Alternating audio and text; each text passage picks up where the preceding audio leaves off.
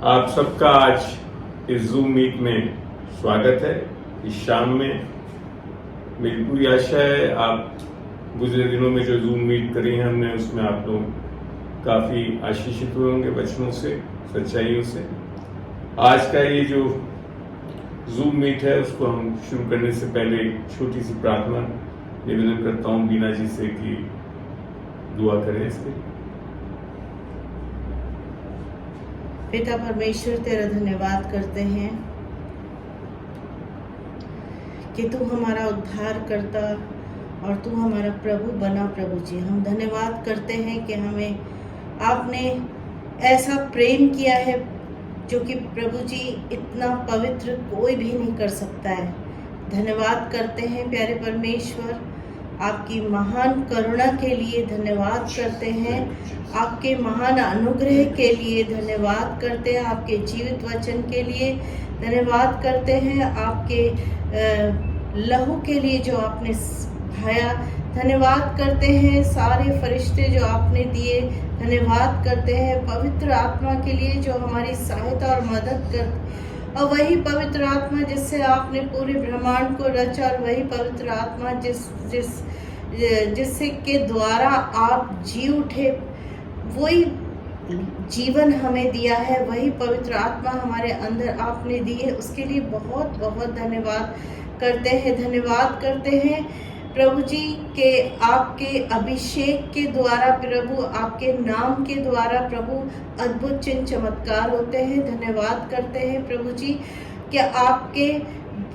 ज्ञान और बुद्धि के द्वारा प्रभु जी और प्रकाशन के द्वारा प्रभु जी हमें प्रभु आपके वचन को सीखने का मिलता है। धन्यवाद करते हैं मेरे प्रभु जी, धन्यवाद करते हैं। सामर्थी हैं आप, अद्भुत रीति से कार्य करने वाले परमेश्वर है प्रभु। हम प्रार्थना करते हैं इस समय कि आज की जूम मीटिंग प्रभु आपके हाथों में देते हैं प्रभु। और गैजेट्स और जितनी भी चीज़ें प्रभु जी नेट की हैं आपके हाथों में देते हैं। और प्रभु जी आज का जो वचन है प्रभु जी, सच में प्रभु जी अगर ये हमने धार्मिकता के वस्त्रों को नहीं धारण करा प्रभु जी, तो प्रभु जी हम उस ब्राइड के फीस्ट में प्रभु जी हम दाखिल ही नहीं हो सकेंगे प्रभु। इसलिए धन्यवाद है प्रभु आज का जीवित वचन के लिए। आप अनुग्रह दीजिए समझने सीखने के लिए। आज के जीवित वचन के अंदर प्यारे परमेश्वर हमें मनन करने के लिए शक्ति दीजिए। पवित्र आत्मा पूरी रीति से कब्जा करे मनों पे, और प्रभु जी हमें गहरी रीति से प्रभु आपके अनुग्रह के द्वारा हम आपके बारे में प्रभु जी हम सीख सके प्रभु। सारी बातों में हम आदर इज्जत देते हैं प्रभु।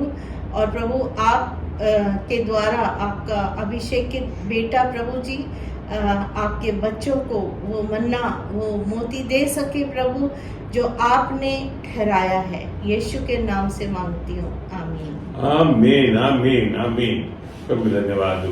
आमीन आमीन आमीन। मैं चाहूँगा अब आप लोग अपने माइक्स को म्यूट कर लें, क्योंकि जैसे ही आप लोग बोलते हैं तो ये वाइब्रेशन और ये सब आते हैं। और जब मैं आप लोग से निवेदन करूँगा कि कोई सवाल पूछना है तब आप एक एक करके अनम्यूट करके आप बात सकते हैं। फिलहाल आप सुने इधर से और अपने माइक्स बंद रखें ताकि कोई डिस्टरबेंस नहीं आए रिकॉर्डिंग में। मैं सबसे पहले प्रभु का धन्यवाद देता हूं कि लगातार अब ये जो जूम मीटिंग के द्वारा बाइबल क्लासेस हम शुरू कर पाए हैं, मैं और बीना, ये एक बहुत आशीष का कारण बन सके। और अच्छा लगा मेरे को जैसे जैसे हम कर रहे हैं तो अब सवाल भी आ रहे हैं लोगों के इस विषय पे बात करने के लिए। ये जो आज का विषय जो मैंने लिया वो आप जानते हैं हमारे यहाँ दीना आती है, तो दीना ने बोला था अंकल धार्मिकता के ऊपर आप जरूर बताना, तो हम और सीखना चाहेंगे। तो इसके लिए इस चीज़ को रखा है मैंने। आगे और भी हमें पास 2-3 आइटम तो आगे वाली बाइबल क्लासेस में करूँगा। तो आज का दिन जब हम इसको शुरू करते हैं तो मेरा मानना है कि धार्मिकता जब शब्द इस्तेमाल होता है तो धार्मिकता को हम सीधा जब जोड़ते हैं संसार के लोग, और विशेषकर जब बाइबल में धार्मिकता का मतलब तो यह है कि हमारा संबंध या राइट स्टैंडिंग हमारी परमेश्वर के साथ है या नहीं है। सही जुड़ाव हमारे परमेश्वर के साथ है या नहीं। मगर जब दुनिया में हम इस चीज को देखते हैं, इसके लिए लोग सीधे इस बात पे चले जाते हैं कि हम क्या क्या कर रहे हैं और हम कितने पवित्र हैं, अर्थात कितनी आज्ञाओं का पालन कर रहे हैं और हम कितने पवित्रता की ओर बढ़ रहे हैं, अर्थात अपने ऊपर निर्भर करते हैं इस चीज को। और इसको लोग बाग यहाँ तक कि बाइबल की एक आयत से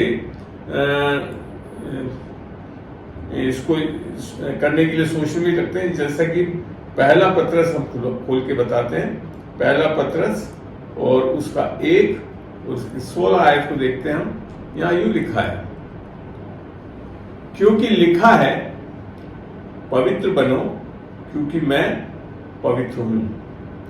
हिंदी में जब ये ट्रांसलेशन को पढ़ते थे लिखा पवित्र बनो, अर्थात ऐसा लगता है कोई क्रिया करनी पड़ेगी तब हम पवित्र बनेंगे, नहीं। यहां तक कि इंग्लिश की जब बाइबल में मैं खोल के दिखाता हूं आपको, इंग्लिश में लिखा था because it is written be you holy for I am Holi.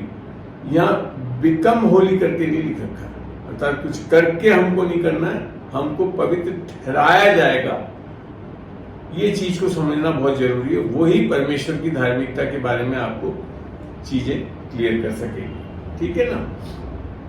अब आप जब दुनिया में देखते हैं, आम मनुष्य स्वभाव से अपनी इस संसार में आने से, क्योंकि आदम के अनाज्ञाकारिता के कारण वो पापी स्वभाव में पैदा होता है।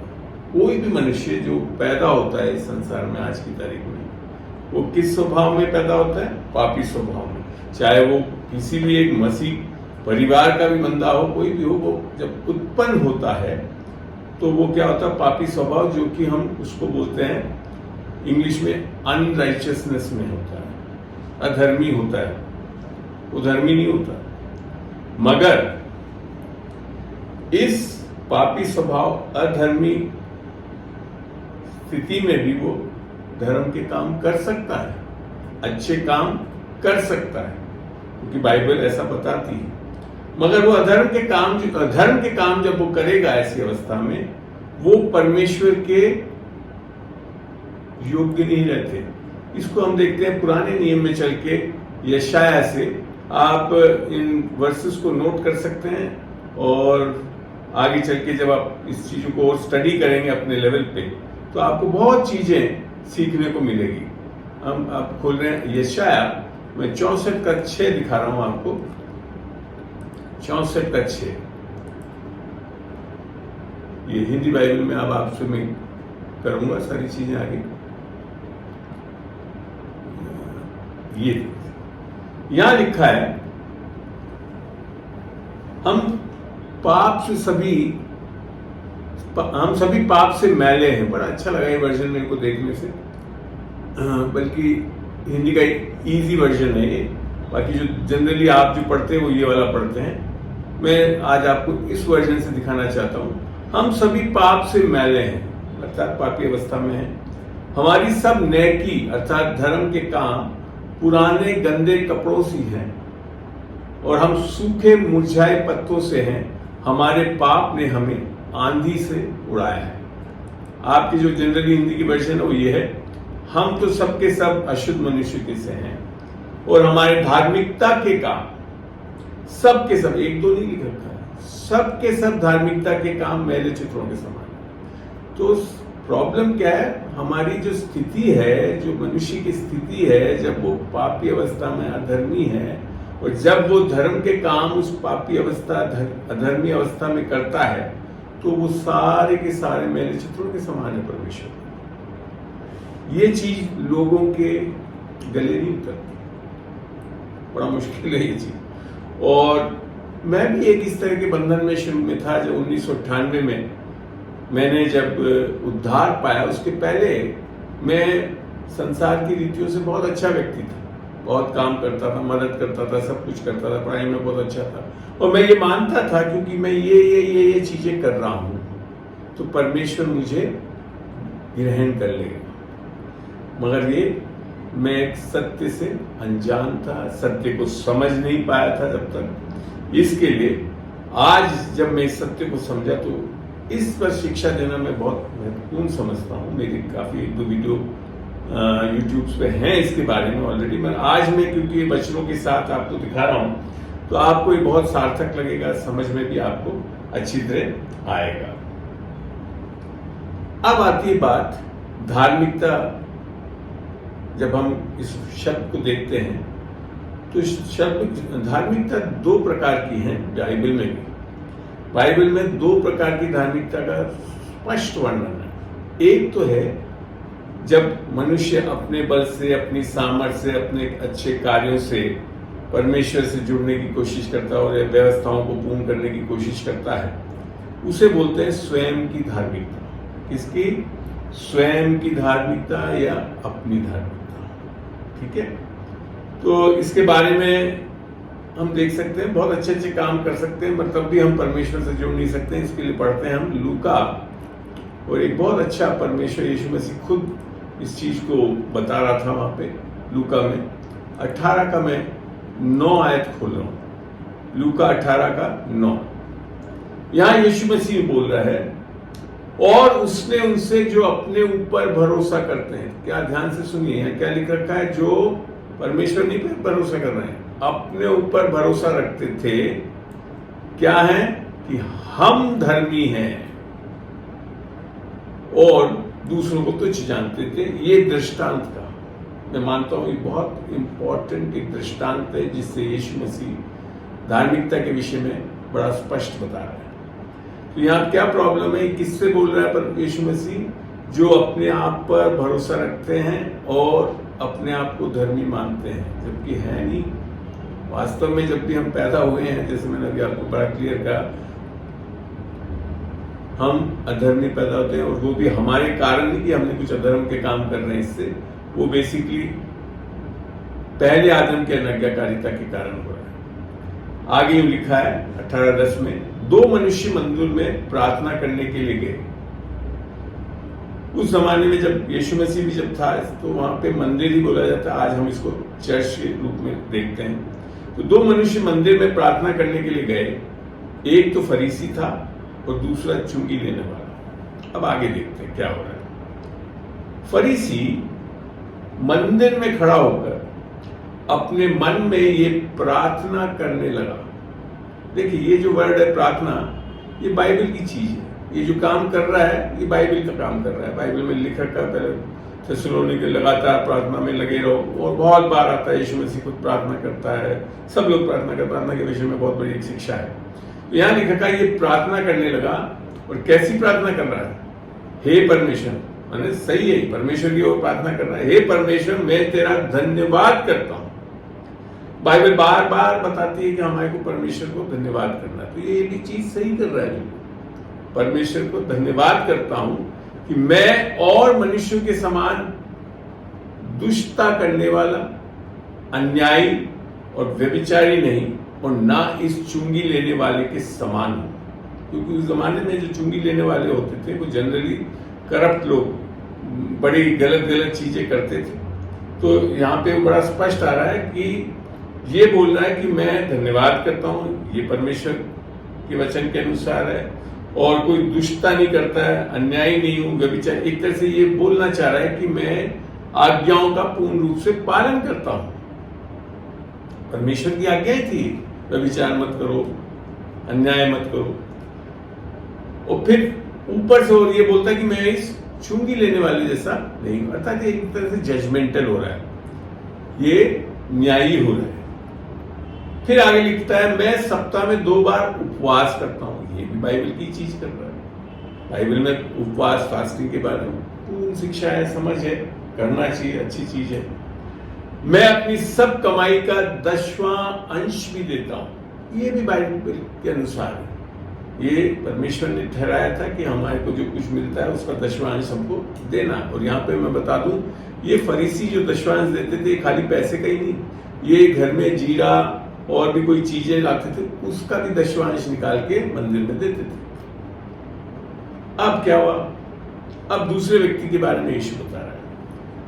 यहां लिखा है परंतु चुंगी लेने वाला ने दूर खड़े होकर, अर्थात वो तो मंदिर में भी नहीं आया, बाहर खड़ा है, दूर खड़े होकर, मगर कर क्या रहा है, स्वर्ग की ओर आंख उठाना भी ना चाहा। लोग बात जब प्रार्थना करते हैं, हम लोग करते हैं ना, स्वर्ग की ओर उठाकर हे परमेश्वर, वैसे वो कर रहा था फरीसी को, पर ये तो वो भी नहीं कर रहा। परंतु उसने एक चीज बहुत बड़ी करी जो कि परमेश्वर को अच्छा लगा, परन अपनी छाती पीट पीट कर कहा, हे परमेश्वर, मुझ पापी पर दया कर। यहां पापों का अंगीकार नहीं करा, मगर उसने ये माना कि मैं पापी हूं, मैं पवित्र नहीं हूं, मैं धर्मी नहीं हूं, इसके लिए प्रभु मुझ पापी पर दया कर। यही तो सुसमाचार है। जब हम यीशु मसीह के पास आकर उस पे भरोसा करते हैं, तो वो चीज इसने करी। तो क्या करता है परमेश्वर यीशु मसीह, मैं तुमसे कहता हूं कि वह दूसरा नहीं, अर्थात वो फरीसी नहीं, परंतु ये मनुष्य धर्मी ठहरा, और ठहरा बना नहीं लिख रखा है, धर्मी ठहरा लिखा है, तो मैं बी होली, वो यही मतलब है। धर्मी ठहरा और अपने घर गया, क्योंकि जो कोई अपने आप को बड़ा बनाएगा वो छोटा किया जाएगा, आगे। तो यहां से समझ में आता है, ये सीधा यीशु मसीह के मुख से ये दृष्टांत बताया गया है। यीशु मसीह बता रहा है आत्मिक जगत में हम कितनी प्रार्थना कर ले, कितना ही उपवास कर ले, इसका ये मतलब नहीं है, मैंने पहले भी बता दिया, सब बाइबल की चीजें, ये सब करना है, हमारा एक संदर्भ आता है कैसे करना है। अगर हमने अपने भरोसे पे, अपनी धार्मिकता से ये सब कर रहे हैं, तो परमेश्वर के सामने मैले चित्रों के समान है। और ये बहुत लोग कर भी रहे हैं, ये सोचते हैं कि हम ये कर लेंगे तो हम परमेश्वर के सामने धर्मी ठहर जाएंगे। असंभव है, ऐसा हो ही नहीं सकता, क्योंकि धार्मिकता जो है वो आगे चल के अभी मैं बताऊंगा कैसे आगे है। इस चीज को एक जगह से और से भी देखते हैं, क्योंकि बाइबल में जहां जब 2 या 3 जगह से आप देख लें तो आपके ऊपर एक क्लियर पिक्चर आ जाएगी, आपको समझ आ जाएगी कि हमको किस पे भरोसा करना है। चलिए,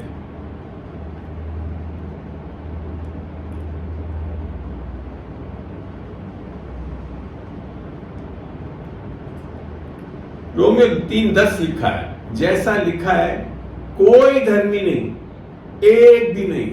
वचन जो क्या बता रहा है, कोई धर्मी नहीं, एक भी नहीं। फिर आगे लिखता है, और ऊपर ये तक लिख दिया आगे, कोई समझदार नहीं, कोई परमेश्वर को खोजने वाला नहीं। अर्थात 2 चीज होना बहुत जरूरी है, एक तो समझदारी, अर्थात परमेश्वर के वचन से समझदारी आनी चाहिए, और खोजने वाला होना चाहिए। फिर आगे लिखा है, सब भटक गए, सब के सब निकम्मे बन गए, कोई भलाई करने वाला नहीं, एक भी नहीं। मैंने आपको बताया ना, अगर उस फरीसी को देखो तो ऐसा लग रहा है वो तो सब अच्छी चीजें कर रहा है, पर वास्तव में वचन के अनुसार क्या लिखा है, सब भटक गए हैं, सब के सब निकम्मे बन गए, कोई भलाई करने वाला नहीं। फिर इनको छोड़कर फिर हम आगे पढ़ते हैं, 3:19 पे आता हूं। अब यहां लिख रखा है, हम जानते हैं जब शब्द यूज होता है वचन में, तो उसका मतलब है जानना कहां से आता है, वचन के सत्य से आता है। अगर आप वचन में कुछ पढ़ते हैं और देखते हैं तो उसको समझिए कि वो जान जाए उसको क्या कह रहा है। हम जानते हैं कि व्यवस्था से कुछ कहती है, व्यवस्था जो कुछ कहती है उन्हीं से कहती है, जो व्यवस्था के अधीन है, इसलिए कि हर एक मुंह बंद किया जाए। व्यवस्था के अधीन कौन लोग हैं, जो अपनी स्वयं की धार्मिकता, आगे चल के मैं समझाऊंगा अभी अपनी स्वयं की धार्मिकता किस तरह से आ रही है, जो व्यवस्था के अधीन है, इसलिए कि हर एक मुंह बंद किया जाए और सारा संसार परमेश्वर के दंड के योग ठहरे। अगर आप व्यवस्था के आधार पे परमेश्वर से जुड़ाव की कोशिश कर रहे हैं आज्ञाकारी होकर, तो आप जाकर जब परमेश्वर के सामने खड़े किए जाएंगे अंत में, तो आपका मुंह बंद किया जाएगा। क्यों? क्योंकि परमेश्वर की व्यवस्था बहुत कठिन है, वो लचीली नहीं है कि आपके हिसाब से बदल दी जाए। इसको देखते हैं ये क्यों इस तरह से बोल रहा है। हम चलते हैं याकूब में, जेम्स, याकूब 2 का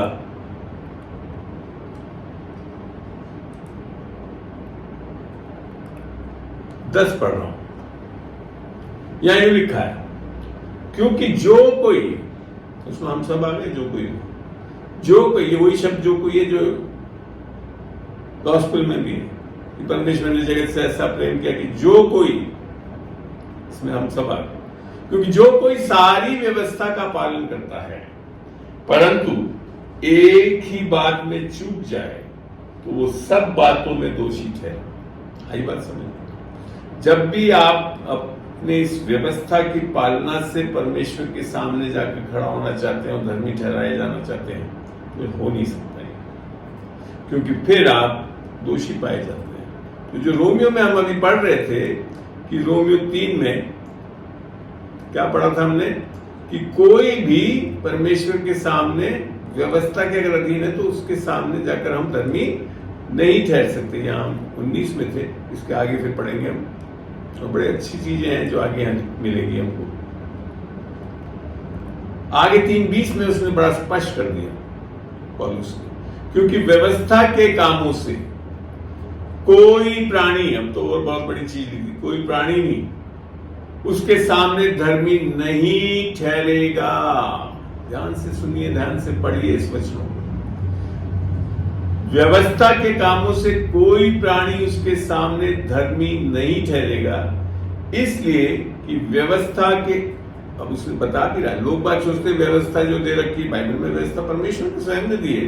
10 नियम तो विशेषकर अपने उंगलियों से पत्थरों की पट्टियों पे लिख के मूसा के द्वारा हमारे तक पहुंचाई गई थी लोगों के लिए, तो उसमें कोई गलती नहीं है। व्यवस्था स्पिरिचुअल है, धर्मी है, सही है, मगर यहां लिखा है इसलिए कि व्यवस्था, मगर वो जो व्यवस्था दी गई उससे धर्मी नहीं ठहरते हैं, उसको पालन करने से धर्मी नहीं ठहर सकते। ये आपको जानना चाहिए, आगे मैं चल के और भी दिखाऊंगा। तो यहां लिखा कि इसलिए कि व्यवस्था के द्वारा पाप की पहचान। व्यवस्था का एक पर्पज है हमारे बाइबल में देने का। ये शुरू में नहीं दी गई थी, 400 साल बाद में दी गई थी, जब मनुष्य स्वयं तो पाप में गिर गया था, उसको पता ही नहीं था कि पाप है भी कि नहीं, तो व्यवस्था देने की। ये उसी प्रकार है जैसे ही आप किसी रोड पे एक चीज लिखी हुई देखते हैं, 60 kilometre speed limit, 60 kilometre limit जो है, तो क्या होगी, वो एक व्यवस्था है। अगर आप अब 60 किलोमीटर से ज्यादा जा रहे हैं तो क्या कर रहे हैं आप, व्यवस्था का उल्लंघन कर रहे हैं। पुलिस आपको रोक सकती है, आपके ऊपर दंड दे सकती है, चालान कर सकती है, सब कुछ। वो है पर्पस व्यवस्था का।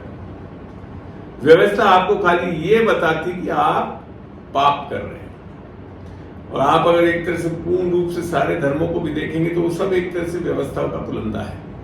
अच्छी चीजें हैं वो, ऐसी बात नहीं। आशा परमेश्वर यही कहता है कि व्यवस्था के ऐसे चलने वाले हों, मगर क्योंकि हम पापी हैं उसको कर नहीं पाते, और ऊपर से हमारे को खाली वो ये बोध करा दी कि क्या है, आप जैसे ही आप किसी धर्म में जाए, वहां ये सारे धर्मों में क्या लिखा, झूठ मत बोलो, प्रेम करो, पर जैसे झूठ बोलते तो वो व्यवस्था क्या कर देती है, आपको ठहराती कि तुम पापी हो। तो वो है वो पर्पस। व्यवस्था से धर्मी नहीं ठहरते। इसीलिए मैं कहता हूँ विशेषकर धर्मों को अपनाने से, विशेषकर धर्मों में जो व्यवस्था के बारे में, और यहाँ तक कि बाइबल में भी जब पुराने नियम में व्यवस्थाओं को लेकर हम जब धर्मी बनने की कोशिश करते हैं तो हम खाली पापी पहचाने जाते हैं। अब एक बहुत बड़ा अच्छी बात सामने आती है 3:21 में। अब कहता है और अब बिना व्यवस्था, देखो व्यवस्था से नहीं करवा रहा था, पर मैंने बताया ना व्यवस्था शुरू। अगर व्यवस्था से धर्मी ठहराए जा सकते थे तो आदम पाप में गिरा था, आदम को कुछ व्यवस्थाएं दे दी जाती परमेश्वर द्वारा और वो धर्मी ठहर जाता, और हम सब फिर पापी नहीं रहते, पर ऐसा नहीं संभव था। और अब बिना व्यवस्था परमेश्वर की धार्मिकता प्रकट हुई है। प्रकट हुई माने रिवील, आप नहीं कर रहे, परमेश्वर आपको प्रकाशन दे रहा है, जिसकी गवाही व्यवस्था और भविष्यवक्ता देते हैं। पुराने नियम में भी यीशु मसीह जो कि परमेश्वर की धार्मिकता, उसके बारे में पूरी गवाहियां हैं। यहाँ यही लिखा गया जिसकी गवाही व्यवस्था और भविष्यवक्ता। यशायाह ने बोला आने वाले दिनों में क्या है, कौन है। आप अगर यशायाह 54 पढ़ते हो, क्या है वो, भविष्यवाणी है यीशु मसीह के बारे में कि वो निस्संदेह हमारे सारे पापों को ले लिया। हमारे वो क्या चीज है, वो आपको धार्मिकता देने का एक तरीका बताया। किसके द्वारा आ रहा है, यीशु मसीह के द्वारा। जिसको आज आप रोमियो 3:22 में पढ़ते हैं तो वह यही लिखा है, अर्थात परमेश्वर की वो धार्मिक, अब ये मनुष्य की धार्मिकता, स्वयं की धार्मिकता नहीं है, ये परमेश्वर की वो धार्मिकता जो यीशु मसीह पर विश्वास करने से, किस चीज पे यीशु मसीह के विश्वास करने से, अर्थात सुसमाचार पे कि वो मेरे पाप के लिए मारा गया, गाड़ा गया और तीसरे दिन जी उठा, अर्थात यीशु मसीह ने क्रूस पे हमारे लिए क्या क्या कार्य कर दिया, उस पे विश्वास करने से सब विश्वास करने वाले, बहुत अच्छा लगता है, कोई भी किसी भी धर्म का कहीं का भी व्यक्ति हो, सब विश्वास करने वालों के लिए है, क्योंकि कुछ भेद नहीं। और ये चीज अब समझते नहीं, कई बार लोग मैंने जब धर्म में लोगों से बात करते हैं तो कई लोग मानते हैं हम पापी नहीं है। उनके मानने ना मानने से नहीं होता, वचन क्या बोलता है वो सही है। 3:23 में लिखा है, इसलिए कि सबने पाप किया है और परमेश्वर की महिमा से रहित है। सबने पाप किया है, जो कि कारण कौन सा है? रोमी 5:19 आप लोगों को पहले भी मैं बता चुका हूं कि एक मनुष्य की अनाज्ञाकारिता के कारण हम सब पापी ठहरे, बने नहीं ठहरे, अर्थात बना दिया हमको आदम की अनाज्ञाकारिता के कारण, तो वो लागू हो रहा है ये चीज, इसलिए कि सबने पाप किया है। और उसके बाद फिर जब 5:12 पढ़ते हैं रोमियो तो वहां लिखा कि एक मनुष्य के कारण पाप जगत में आया और पाप के कारण मृत्यु, और मृत्यु सब में फैल गई और सबने पाप किया। ये चीजें इससे समझ में आ रही है, इसलिए कि सबने पाप किया है और परमेश्वर की महिमा से रहित हैं। अब इसका आगे बढ़ने से पहले चलो यहां पढ़ ही लेते हैं, अच्छा लगेगा। परंतु उसके अनुग्रह, अब बाइबल बता रही है किसके कारण? हमारे कर्मों के कारण नहीं, परमेश्वर के अनुग्रह से उस छुटकारा के द्वारा जो यीशु मसीह में है, सैंत में धर्मी ठहराए जाते हैं। किसके कारण? यीशु मसीह के अनुग्रह से जो छुटकारा यीशु मसीह में है, उसके लहू के द्वारा जो हमारे को छुटकारा मिल रहा है, हम मुफ्त में मुफ्त में धर्मी ठहराए जाते हैं। वापिस शब्द ठहराए, बनना नहीं, हम ठहराए जाते हैं। इसके लिए ये जो धार्मिकता पाना बहुत जरूरी है भाई। मगर अक्सर लोग क्या है, और ये जो धार्मिकता मिल रही है, कारण आगे 3:25 में बड़ा स्पष्ट कर दिया, उसे परमेश्वर ने उसके लहू के कारण, किसके कारण? लहू के कारण एक ऐसा प्रायश्चित ठहराया जो विश्वास करने से कार्यकारी होता है। काम करने से आज्ञाकारी लॉ की आज्ञाकारिता से कार्यकारी नहीं होता है, विश्वास करने से कार्यकारी होता है कि जो पाप पहले किए गए और जिन पर परमेश्वर ने अपनी सहनशीलता से ध्यान नहीं दिया, उनके विषय में वे अपनी धार्मिकता प्रकट करें, रिवील कर रहा है परमेश्वर। तो यहाँ पे आपको समझ में आ रहा है कि एक परमेश्वर की धार्मिकता है जो हमारे को एक सही रिश्ता देती है, ना कि अपनी धार्मिकता।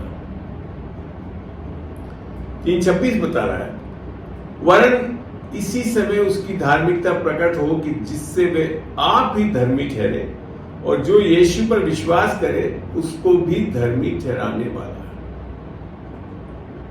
यीशु मसीह का विश्वास करना, सुसमाचार पे जो उसने करा। अब जब आप धर्मी अनुग्रह और विश्वास से हो रहे हैं, तो वहां लिखता है तो घमंड करना कहां रहा? व्यवस्था से जब भी करोगे तो आप अपने कर्मों से करने की कोशिश करोगे, फिर तो आपके अंदर घमंड आ सकता है, मैंने ये करा प्रभु। तो कई बार अभी भी विश्वासी लोग ऐसे शुरू हो जाते हैं, मैं तो विधान भी दे रहा हूं, फला में तो ऐसा क्यों नहीं हो रहा मेरे साथ? वो एक तरह से आपकी स्वयं की धार्मिकता है, उसकी तो जगह ही नहीं। कौन सी व्यवस्था के कारण से? क्या कर्मों की व्यवस्था से? कर्मों की व्यवस्था अर्थात आप व्यवस्था में जो चीजें दे रखे, नियम कायदे दे रखे, उसके आधार पर नहीं, परंतु वरन विश्वास की व्यवस्था के कारण। समझिए, बाइबल में व्यवस्था भी दो है, एक तो कर्मों की व्यवस्था जो कि हम 10 नियम तो है ही, और भी बहुत से नियम हैं, और दूसरा है विश्वास की व्यवस्था।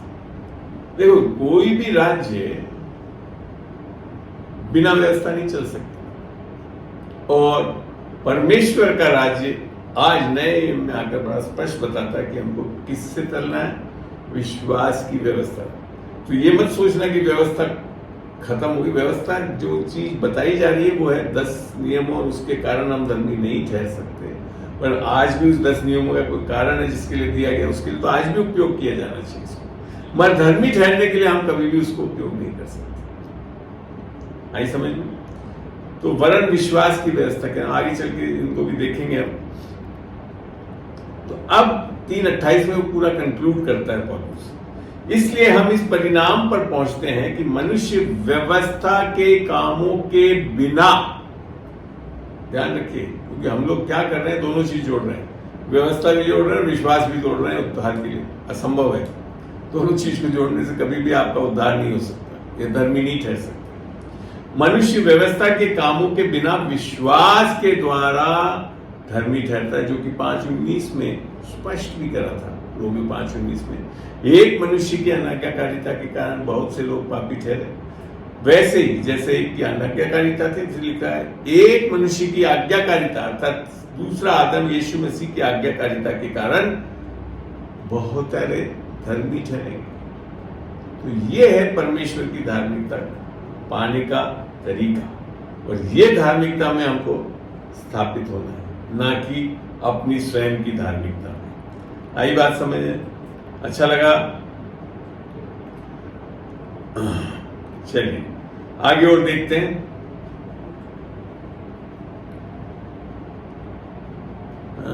अब चीज देखते हैं, स्वयं की धार्मिकता को भी एक बार अच्छी तरह देख लेते हैं, क्योंकि स्वयं की धार्मिकता रोमियो में पहले तो देखते हैं इसे, रोमियो 10 में 10 का 3 पहले आपको बड़ा स्पष्ट बता देगी।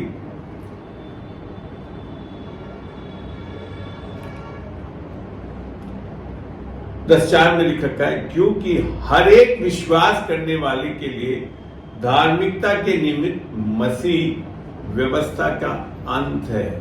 व्यवस्था को जैसे मुख्य रूप से देखा जाए तो क्या धर्म में क्या चीजें हैं? व्यवस्थाएं हैं। तो व्यवस्था का अंत, धर्मों का अंत करने आया मसीह। मसीह एक और धर्म देने नहीं आया और व्यवस्थाएं नहीं देने आया, उसका अंत करने आया ताकि हम परमेश्वर की धार्मिकता को अनुग्रह और विश्वास से प्राप्त कर सके और परमेश्वर के लिए जी सके। यहाँ 10:5 में इस चीज को बड़ा स्पष्ट करा है, क्योंकि मूसा व्यवस्था से प्राप्त धार्मिकता के विषय में ये लिखता है, अर्थात जब व्यवस्था पे चलते हैं आप तो एक धार्मिकता आती है, ऐसा नहीं है कि उससे धार्मिकता नहीं आती। मैं लिखा है, उसके बारे में लिखा है, जो व्यक्ति उनका पालन करता है वो उनसे जीवित रहे, अर्थात वहां पे आपको पालन करना पड़ेगा तब जीवित रहेंगे। मगर जो प्रॉब्लम मैंने बताई याकूब में जैसे लिखा है, एक भी व्यवस्था तोड़ दी तो सारी व्यवस्थाओं को तोड़ दिया, तो इसके लिए पालन आप कभी पूरा कर नहीं पाएंगे। अगर आज से पूरा कर भी लेंगे तो पहले तोड़ चुके हैं, तो आप कभी भी परमेश्वर के सामने व्यवस्था के पालन से धर्मी नहीं ठहरेंगे। मगर आपको मैं पहले ही बता चुका हूं कि व्यवस्था में कोई खराबी नहीं है। परमेश्वर ने स्वयं 10 नियमों को अपने हाथों से उंगलियों से लिख के दिया है, वो स्पिरिचुअल है, आत्मिक है, वो सही है। इसके बारे में आप पढ़ सकते हैं, रोमियो 7 में कभी खोल के पढ़ना, आपको मिल भी जाएगा। तो और एक जगह से देखते हैं व्यवस्था की धार्मिकता कैसे होती है। फिलिपियों में पौलुस जो जिसने नया नियम की इतनी चीजों को लिखा, वो क्या बोलता है 3:9 में। जब इसको फिलिपियों को आप शुरू से पढ़ेंगे तो वहां पौलुस बयान कर रहा है कि वो फरीसियों का फरीसी था, बेंजामिन और यहूदियों के गोत्र से था और व्यवस्था को करने में निर्दोष रहा, सब कुछ रहा। परंतु क्या लिखता है उसके अंत में, उसमें इसको 8 से पढ़ो, वरन मैं अपने प्रभु मसीह यीशु की पहचान की उत्तमता के कारण, जो चीजें बात इससे पहले बयान करता है वो सबको क्या बोल रहा है, सब बातों को हानि समझता। आज हमारे लोगों में, हम तो भैया ऐसे परिवार से हैं, ईसाई परिवार से हैं, हम तो बहुत पालन करते हैं, फलाना करते, ये सब करते थे ऐसे ही पौलुस में क्या लिख रखा है, वरन मैं अपने प्रभु मसीह यीशु के पहचान की उत्तमता के कारण सब बातों को हानि समझता हूं, फायदे की चीज नहीं है वो, कोई फायदे की चीज नहीं है, उससे नहीं धर्मी ठहर सकते आप। जिसके कारण मैंने सब वस्तुओं की हानि उठाई। मैं आपको बता रहा हूं ना, कई लोग अभी भी मेरे से जब मिलते हैं पूछते हैं कि मैं तो ये सब तो कर रही हूँ वचन के अनुसार, फलाना और आज्ञाओं का पालन कर रही हूँ, फिर मेरे साथ अनर्थ क्यों हो रहा है?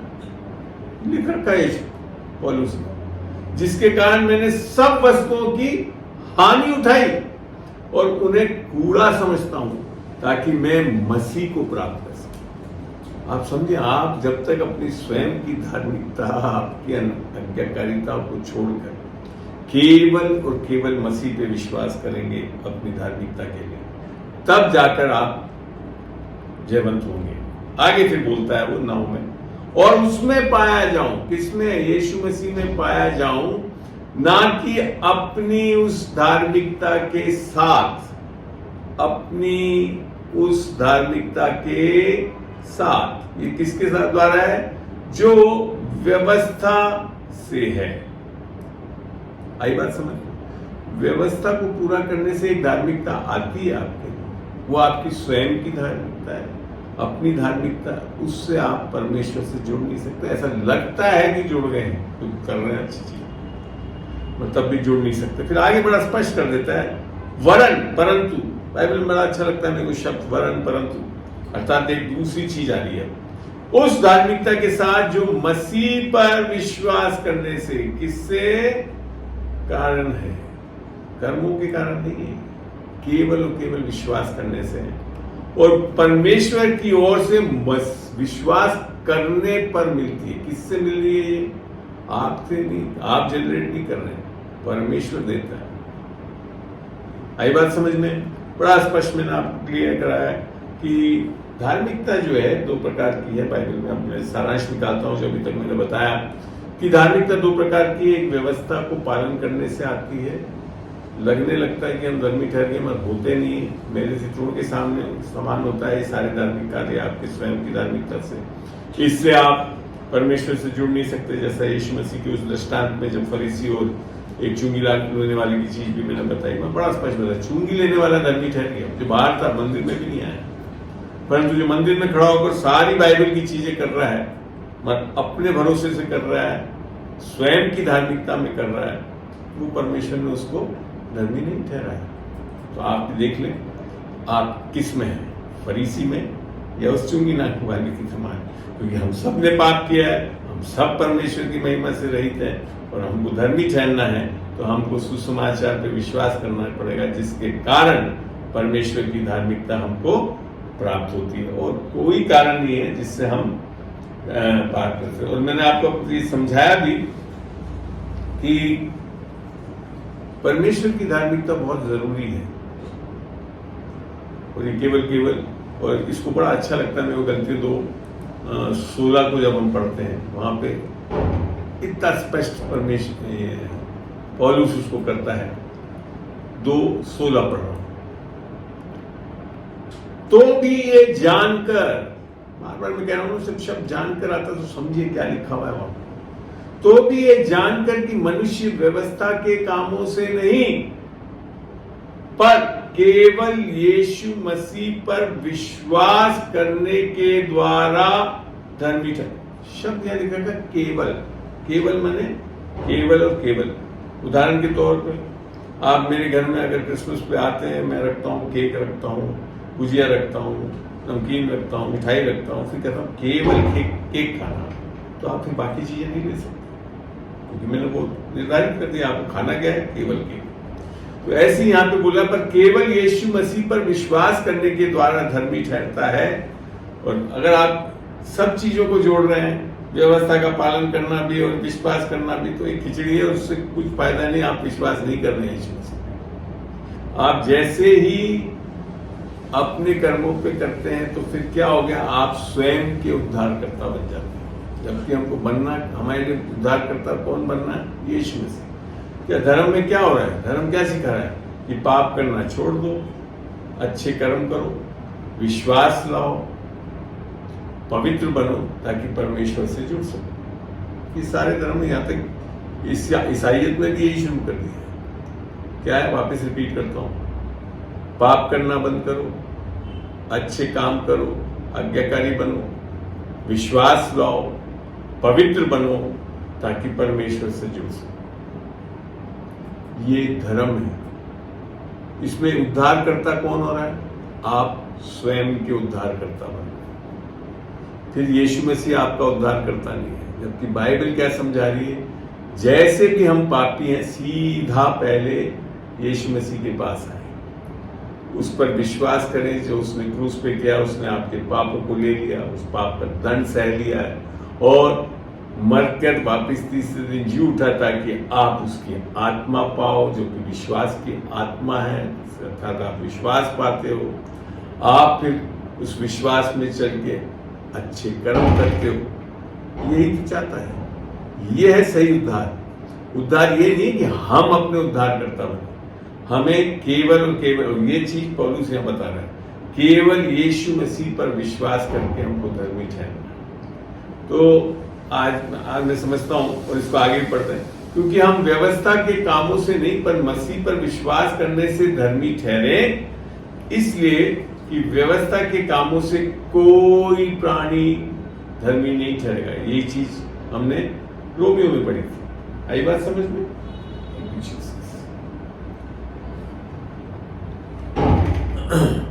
तो यहां तक मैं आपको बड़ा क्लियर कर चुका हूं कि क्या कारण है कि हम धर्मी ठहर सकते हैं, क्योंकि खाली यीशु मसीह की। अब इस धार्मिकता के विषय में कुछ फायदे देखते हैं जो परमेश्वर की धार्मिकता है। ये खाली आप ही के लिए नहीं, पुराने नियम में भी यही धार्मिकता जो परमेश्वर से होनी थी उसी पे निर्भर करता है। उत्पत्ति में चल के देखते हैं, बाइबल में जो एक बड़ा अच्छा लगता है कि उत्पत्ति 15 खोल रहे हैं और एक से ही पढ़ते हैं मेरे ख्याल से।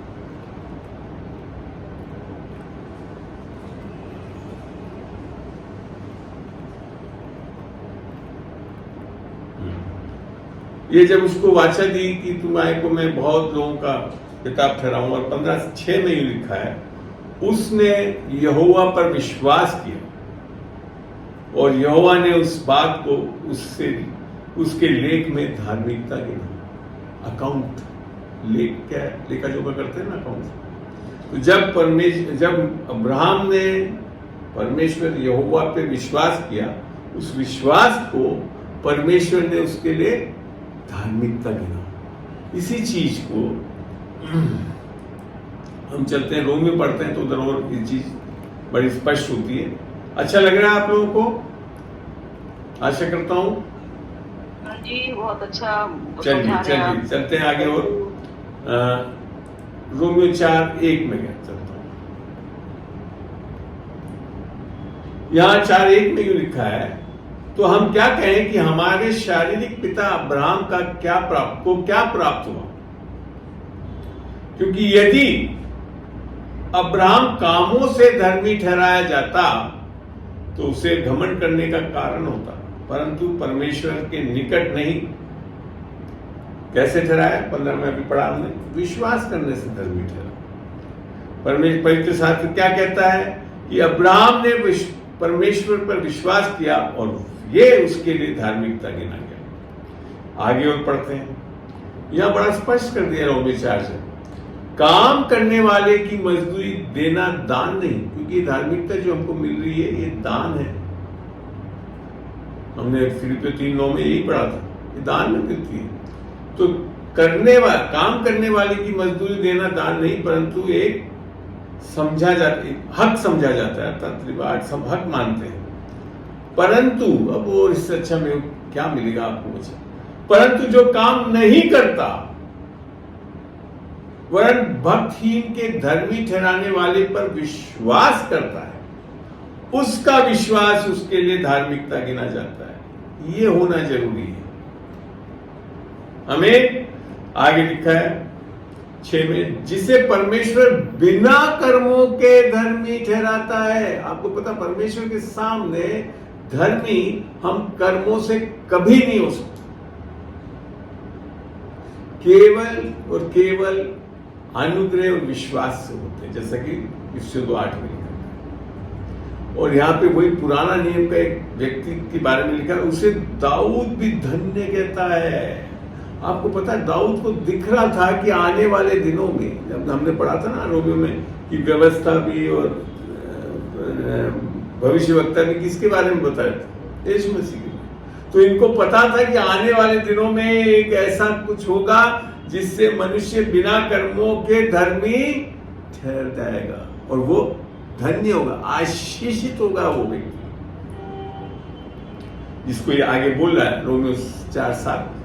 धन्य है वे हैं जिनके अधर्म क्षमा हुए और जिनके पाप ढांपे गए।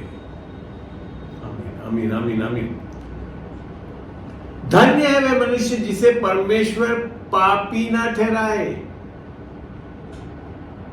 हम लोग कई बार लोग बात बोल लेते ना, परमेश्वर ने पाप क्यों बनाया? पाप परमेश्वर ने पाप नहीं बनाया, आपने चुना।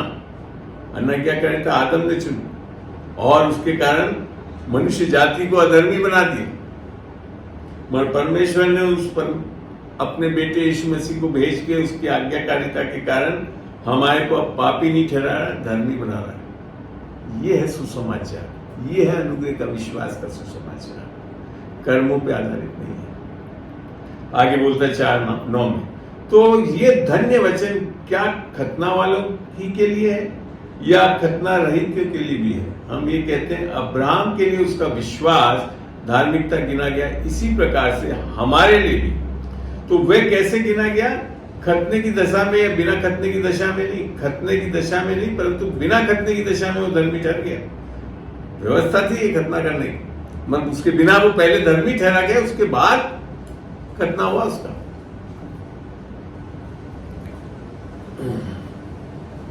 और उसने खतने का चिन्ह पाया कि उस विश्वास की धार्मिकता पर छाप हो जाए जो उसने बिना खतने की दशा में रखा था, जिससे वे उन सब को पिता ठहरा जो बिना खतने की दशा में विश्वास करते हैं, ताकि वे भी धर्मी ठहरे। इसके लिए आज हम भी किस तरह से धर्मी ठहरेंगे? विश्वास। व्यवस्था, खतना, उन चीजों से नहीं होंगे। ठीक है, तो अब आपको समझ में आया कि नए नियम में आकर इस क्रूस पे किए गए कार्य का क्या पर्पस था, यीशु मसीह के आने का क्या पर्पस था। कि आदम के कारण हम सब अधर्मी ठहर चुके थे, बिना आत्मा के थे, और हमको अब यीशु की आत्मा वापस चाहिए, जिसके कारण परमेश्वर की धार्मिकता मिलती है। वो खाली परमेश्वर की धार्मिकता नहीं, यीशु मसीह ही परमेश्वर की धार्मिकता है। और मैं यहाँ बताना चाहूंगा कि खाली धार्मिकता नहीं, बहुत और चीजें जो परमेश्वर गिफ्ट में देता है। जब हम पढ़ते हैं यूहन्ना 1:30, यहाँ समझ में आता है। यहाँ लिखा है, परंतु उसी के द्वारा अर्थात पिता परमेश्वर की ओर से तुम मसीह यीशु में हो, जो परमेश्वर की ओर से हमारे लिए ज्ञान, विजडम ठहरा, अर्थात धार्मिकता और पवित्रता और छुटकारा। खाली धार्मिकता नहीं, धार्मिकता और ये सब चीजें एक पैकेज है। इसके साथ आपको ज्ञान मिल रहा है परमेश्वर का, आपको पवित्रता मिल रहा है, छुटकारा मिल रहा है। आपको स्वयं की धार्मिकता में नहीं खड़े रहना, आपको एक धार्मिकता मिलनी है जिसके बारे में पौलुस लिखता है। इफिसियों में खोलते हैं हम, इफिसियों 4:24 पढ़ रहा हूं यहाँ से मैं।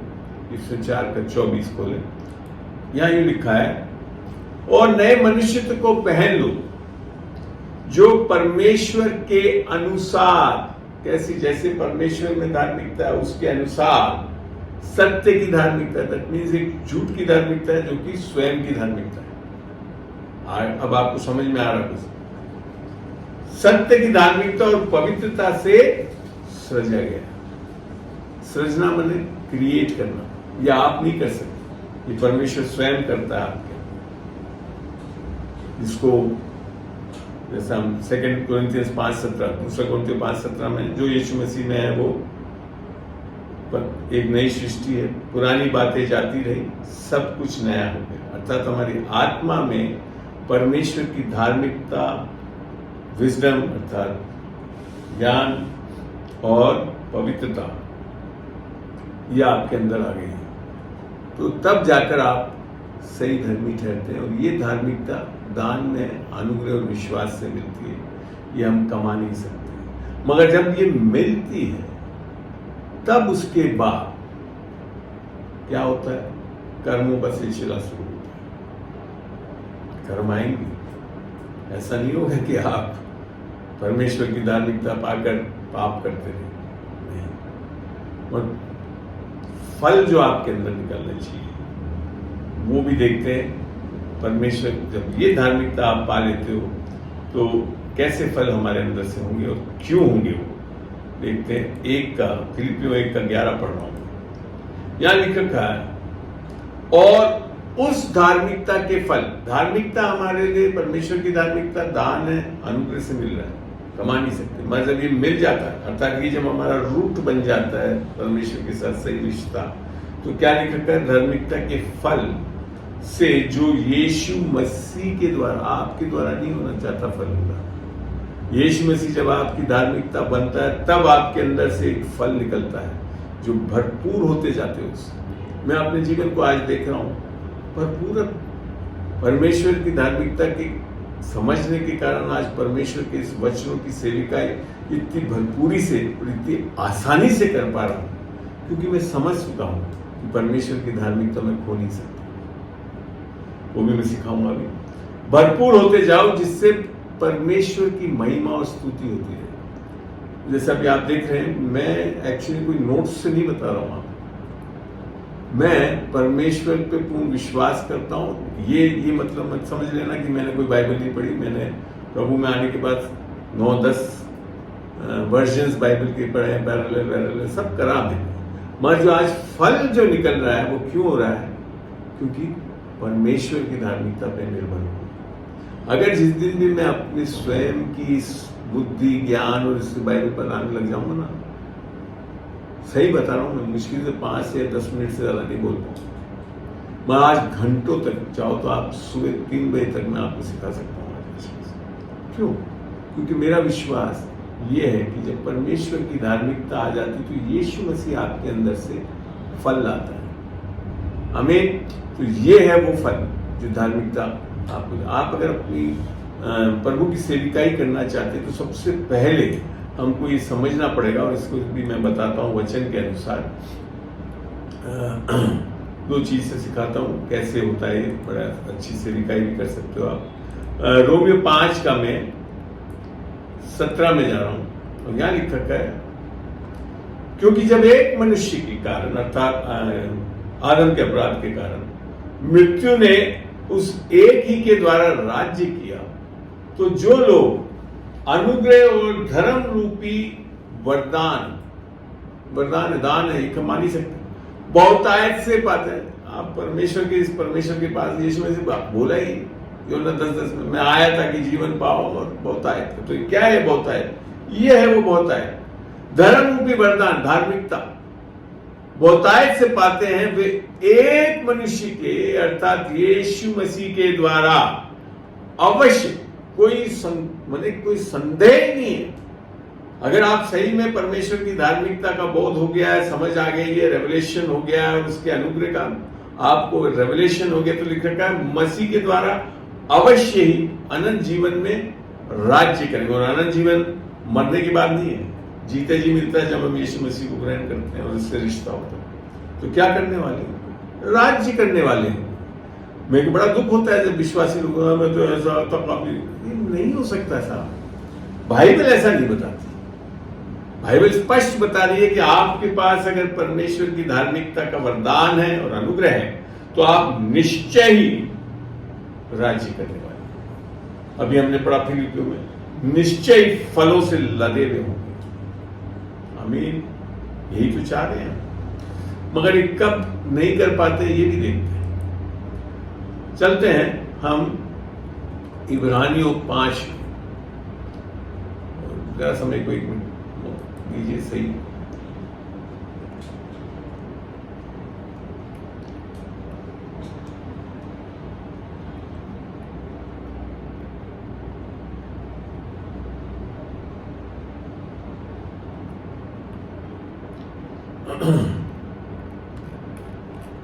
एक 2 मिनट देखिए।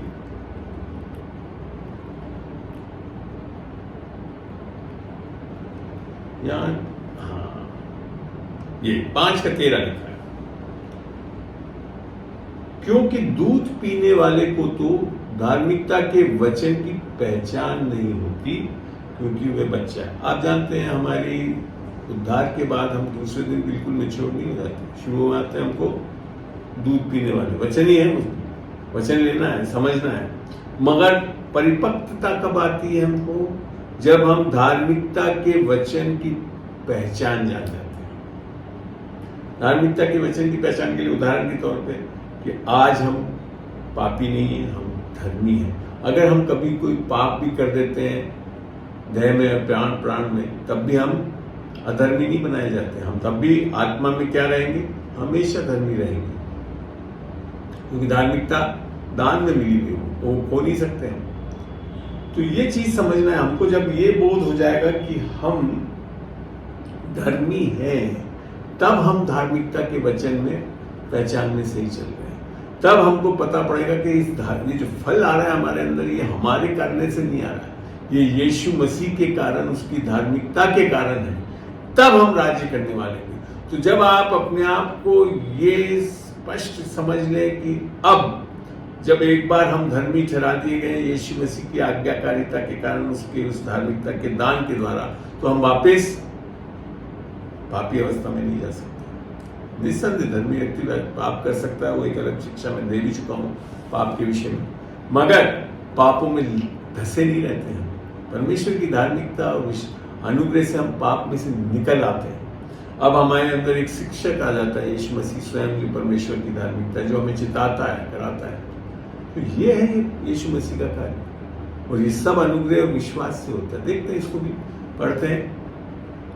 फिलिपियों, आज आपको मैं चाहता हूं कि उन सारे वचनों को आपके सामने रख दूं, ताकि आपको कभी भी कोई ये धांसे में नहीं डाल दे कि नहीं, अब आपने ये कर दिया, फलाना कर दिया, तो आप फिर पापी बन गए।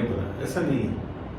2:11 से पढ़ रहा हूं, फिलिपियों 2:11। और परमेश्वर पिता की महिमा के लिए हर एक जीव अंगीकार करे ले कि यीशु मसीह के ही प्रभु है। फिर आगे लिखता है, इसीलिए हे मेरे प्रियो, जिस प्रकार तुम सदा से आज्ञा मानते आए हो, वैसे ही, अब ये प्रिय अर्थात विश्वासी लोगों के लिए लिखा है, वैसे ही अब भी न केवल मेरे साथ रहते हुए, पर विश्वास करके अब मेरे दूर रहने पर भी डरते और कांपते हुए अपने अपने उद्धार का कार्य पूरा करते रहे।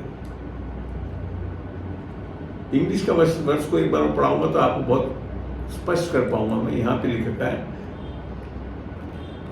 2:12, Wherefore, my beloved, as you have always obeyed, not as in my presence only, but now much more in my absence, work out your own salvation with fear. ये सैल्वेशन के लिए, उद्धार के लिए कार्य करना है। उद्धार जो आपने पा लिया है उसको हमको प्रकट करवाना है, वो एक कार्य है। Workout your own salvation with fear and trembling, इसको भी मैं समझाऊंगा। इसके आगे ये फियर एंड ट्रेम्बलिंग भी समझाऊंगा, ये क्या है फियर एंड ट्रेम्बलिंग बाइबल के हिसाब से।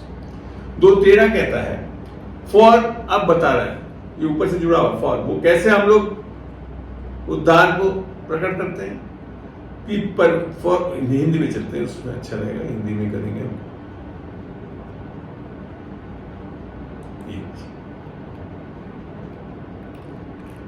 2:13, क्योंकि परमेश्वर ही है, कौन? हम नहीं, परमेश्वर ही है जिसने अपनी स्वेच्छा निमित्त तुम्हारे मन में, हमारे मन में कौन डाल रहा है? परमेश्वर जो आ गया हमारे अंदर, हमारे हृदय में रहता है यीशु मसीह, वह निमित्त तुम्हारे मन में इच्छा और काम दोनों बातों के करने का प्रभाव डालता है।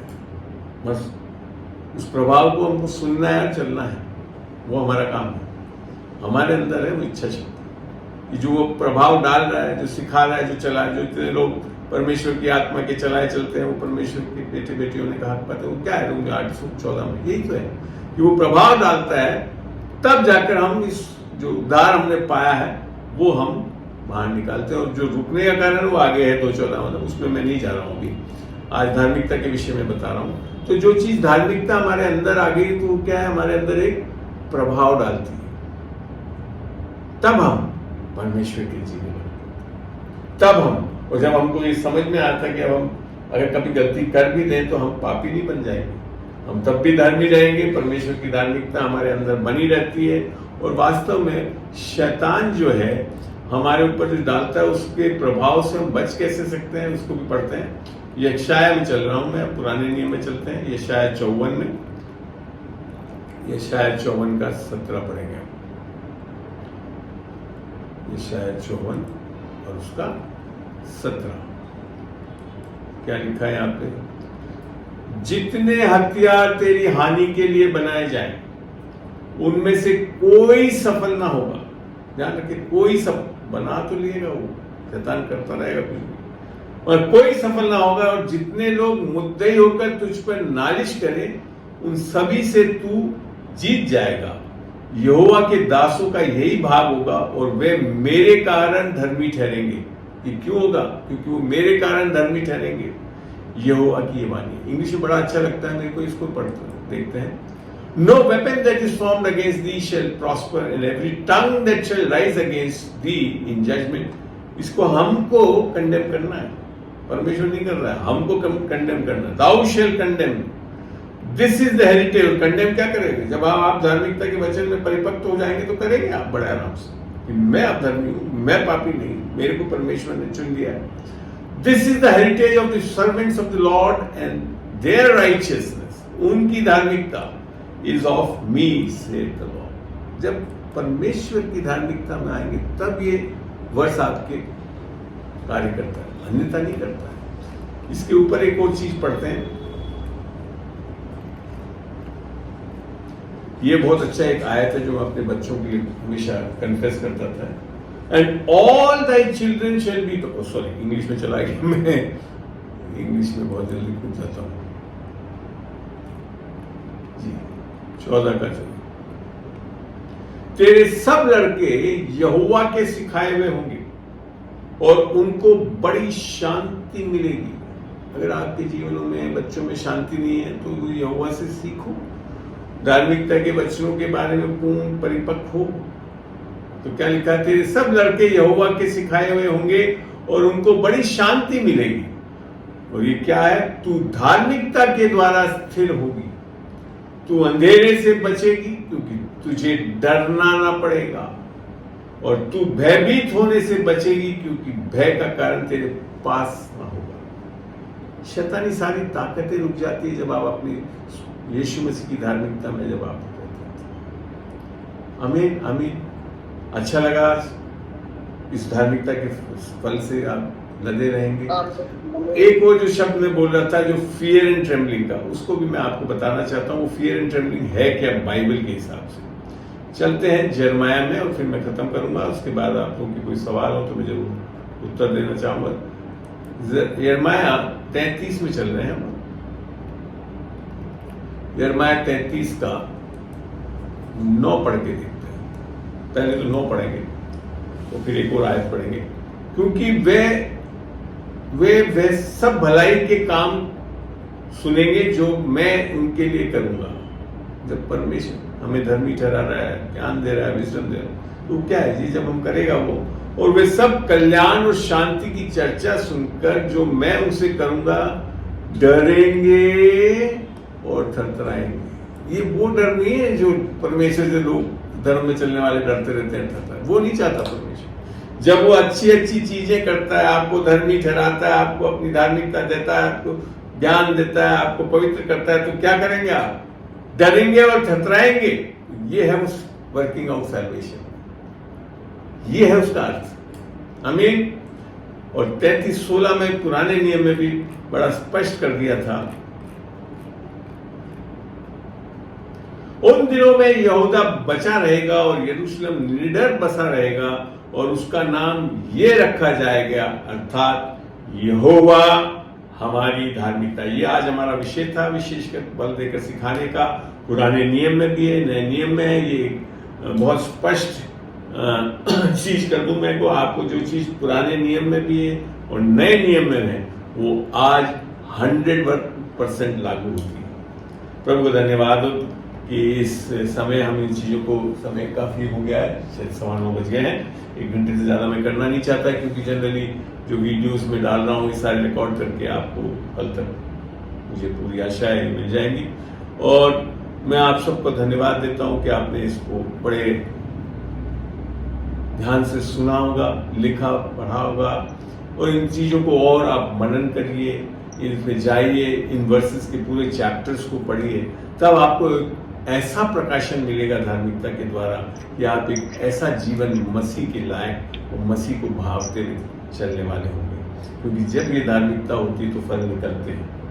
यहाँ तक कि इफ्सियों में भी लिखा कर हम विश्वास से और अनुग्रह से बचाए गए, ये दोनों हमारी ओर से नहीं परंतु परमेश्वर की ओर से है, ना कि हमारे कर्मों के द्वारा, अन्यथा हम घमंड करें। बस 10वें में लिख रखा है हम मसीह में सृजे गए, अर्थात हम मसीह की धार्मिकता में सृजे गए ताकि हम अच्छे कामों को कर सकें। तो जब आप परमेश्वर की धार्मिकता आपका रूट बन जाता है, जड़ बन जाती है, तब इसमें से धार्मिकता के फल निकलते, जैसे हमने पढ़ा फिलिपियों 11 में, तब हम उनसे लदेले रहते हैं। और वो सारे फल किससे निर्भर है? जब हम गलतियों 5:22 में पढ़ते हैं ना, प्रेम, सत्य और विश्वास और संयम, ये सारी चीजें हमारे अंदर से फिर बहने लगती हैं। प्रभु का धन्यवाद हो आज की शाम इस वचन के लिए, इस प्यारे सामर्थी वचन के लिए जो आपके लिए एक आशीष का कारण बने।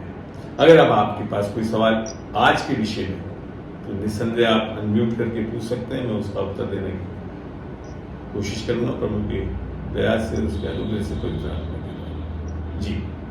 कोई भी जो पूछना चाहे सवाल पूछ सकता है।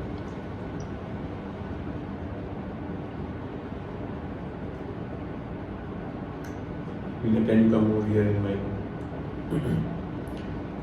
कोई भी सवाल आपके हो, क्या इतनी अच्छी चीजें लगी कि आपके पास कोई सवाल नहीं बचा इसके विषय में? आशा करता हूँ ऐसा ही है। जब इन वचनों को आपने देखा, सीखा, तो निस्संदेह आप बहुत सामर्थ्य उस वचनों को जान सके। तो अब मैं इस सभा को एक छोटी सी प्रार्थना के साथ समाप्त करना चाहूंगा। प्रभु तेरा धन्यवाद देता हूँ इस अनुग्रह के लिए, ये अनुग्रह के दान के लिए, जो शिक्षा का दान तूने मुझे दिया है। और मैं आज देखता हूँ खुदावन की तूने मुझे दान दिया है, उसको पूर्ण रूप से तेरी धार्मिकता में खड़े होकर आज पूरा उपयोग कर रहा था। यीशु मसीह की और बेहतर है, इस दानों के द्वारा लोगों के लिए एक आशीष का कारण बन सकता हूँ। धन्यवाद देता हूँ खुदावन, आने वाले दिनों में और शिक्षाओं के, विशेषकर बाइबल की शिक्षाओं के बारे में हमें सिखा, समझा, ऐसे और सत्र को हम कर सकें ताकि लोगों के लिए आशीष का कारण बन सके।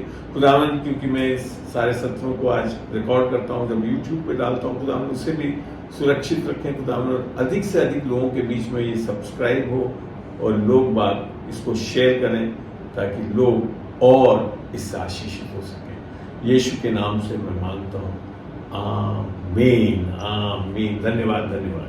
आमीन। Thank you.